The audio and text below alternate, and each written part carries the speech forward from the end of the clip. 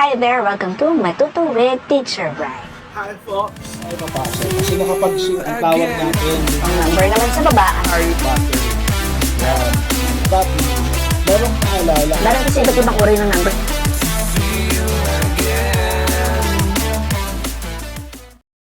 Hi there! Welcome to another video dito sa channel ni Prof. B. In this video, we're going to talk about the properties of a normal curve. Ayan. So, under this topic, we're going to tackle 4 more subtopics. Of course, yung properties ni standard normal curve, and then the areas, the standard score, and the probability of the curve. Now, in this video, we're going to tackle about the properties of a standard normal curve. Ayan. So, nung mga nakaraan, we talked about variables and we talked about discrete and continuous variables. In this kind of curve or graph, we're going to talk about the continuous probability distribution.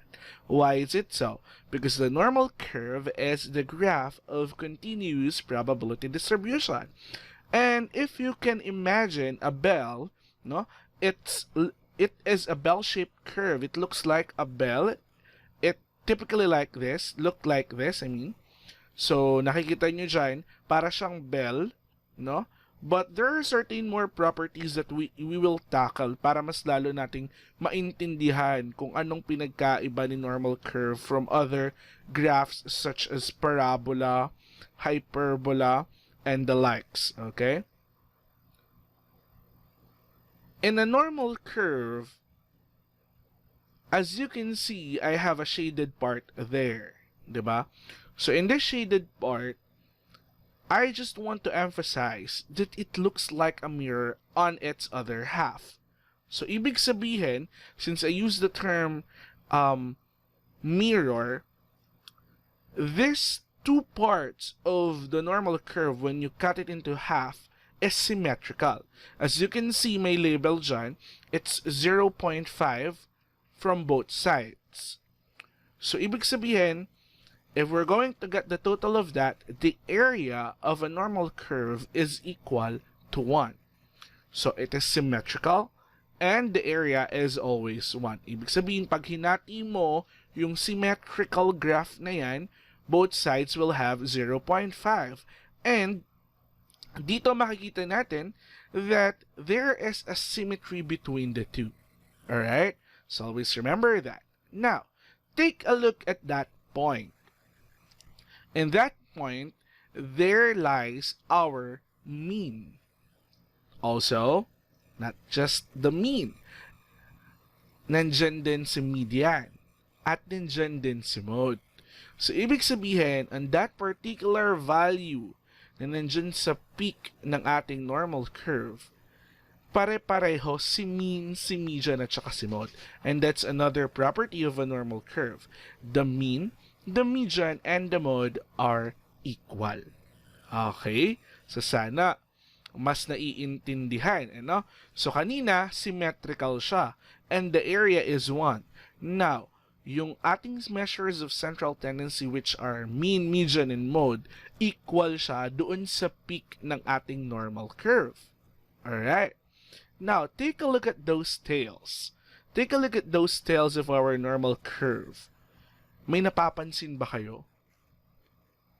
Yes, meron. As you can see, itong mga tails ito, it will extend and will get nearer and nearer on the x-axis, but it will never touch that axis because this one is actually called an asymptotic tail or asymptotic tails.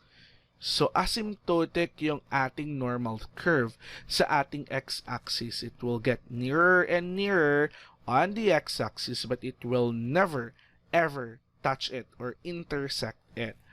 Also, always remember that our normal curve lies above the horizontal axis or the x-axis.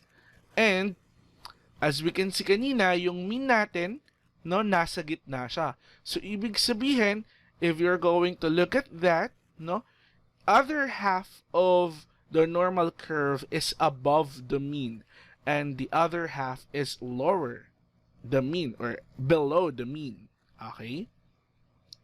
So, and last but not the least, talking about the mean, there are two parameters that a normal curve uses para mas maintindihan natin yung relationship between the values, and those are mean and standard deviation. As I've said, yung kalahati ng normal curve, it lies above the mean and the other half, it lies below the mean.